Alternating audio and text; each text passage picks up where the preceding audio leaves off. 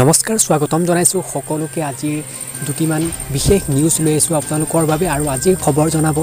আমাৰ সহযোগী কৃষ্টি শইকীয়া কলিয়াবৰৰ পৰা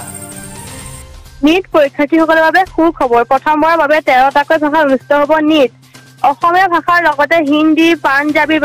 বঙালী উৰিয়া গুজৰাটী মাৰাঠী তেলেগু মালায়াম কানাডা তামিল ইডু আৰু ইংৰাজী ভাষাত হ'ব পৰীক্ষা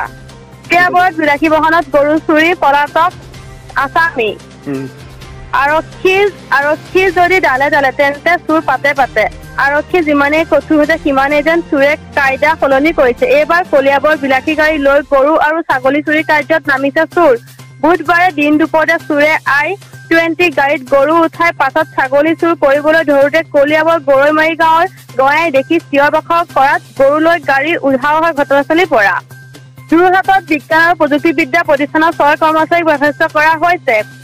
পথৰে নিযুক্তি প্ৰদান কৰাৰ ফলত কৰ্মচাৰী কেইজন বৰ্খাস্ত কৰা কৰ্মচাৰী কেইজন ক্ৰমে হেমন্ত গগৈ মানস প্ৰতিম গগৈ ৰাকেশ বৰা ৰিমজিম গগৈ মুকুল গগৈ আৰু নীলু বাল্মীকি 2017 চনত নিযুক্তি পাইছিল এই কৰ্মচাৰী কেইজনে ধন্যবাদ জ্ঞাপন কৰিছো কৃষ্টি শইকীয়া